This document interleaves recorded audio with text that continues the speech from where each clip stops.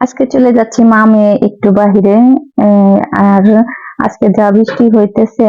আসসালামু আলাইকুম, সবাই কেমন আছেন? আশা করি সবাই ভালো আছেন। আল্লাহর শেষ রহমতে আমরাও ভালো আছি। তো এই তো হুমায়রা দেখেন, হুমায়রা আর ইয়াসিন দুইজন এখন বৃষ্টিতে ভিজতেছে। আমরা আসার পরে আমি রান্না করতেছি আর ওরা দুই ভাই বোন দেখি ছাদে এসে ভিজতেছে। তো আমি যে নামাই নিয়ে আসলাম, বৃষ্টিতে ছাদ একদম পিছলা হয়ে আছে, জানি না কখন আবার কে পড়ে যায়। যার কারণে আর ছাদে ওদের থাকতে দিনে নিয়ে আসছি। আর এই যে হুমায়রার জন্য দুধ নিয়ে আসছে, এগুলো আবার একদম সাইকা টাইকা বোতলে ভরে নিলাম, ফ্রিজে রাইখা দিব। আর এই যে ডিব্বার ভিতর দেখতেছেন, এগুলো আমলকি।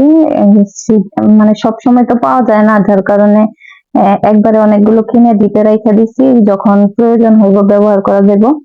আর এগুলো আমি চুলে ব্যবহার করি, তেল বানাই, তারপর আর প্যাকও বানায় দেই আমলকি, তারপর মেথি টেথি দিয়ে অনেক কিছু দিয়ে।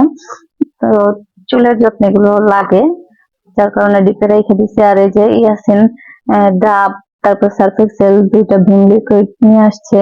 আর ওই ডাবটা কাটছি, দেখেন 2 গ্লাস পানি হয়েছে। দুই ভাই বোন খাইতেছে আর দুষ্টুমি করতেছে। এখন ডাবটা কাটছি, অনেক মিষ্টি ছিল ডাবটা। ডাবের ভিতরে একদম হালকা হালকা নারকেল হয়ে গেছে, তারপর হালকা না, একটু মোটাই হয়েছে। তো ডাবটা খুব ভালো ছিল। আর আমার ডাবের পানির থেকে নারকেলটা খাইতে খুব ভালো লাগে।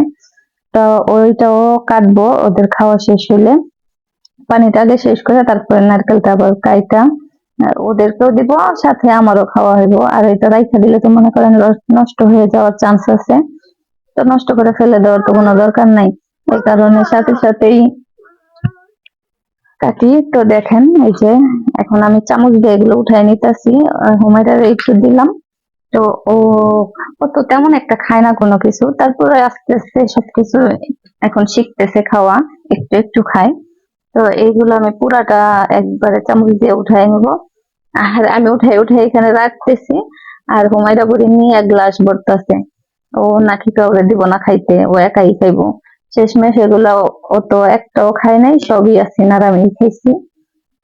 তারপর আবার আমার মা আইসছে বিকাল বেলা।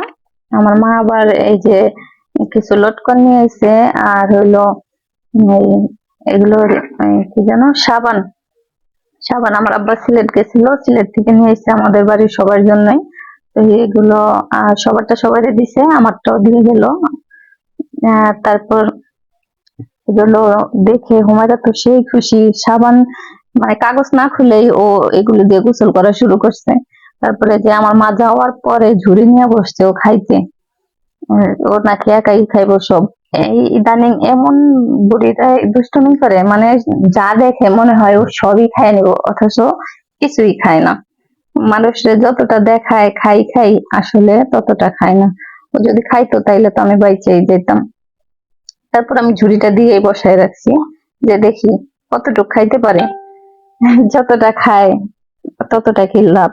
তারপর ওই যে হাতে একটা ছিল, এই একটা নিয়ে খেলাধুলা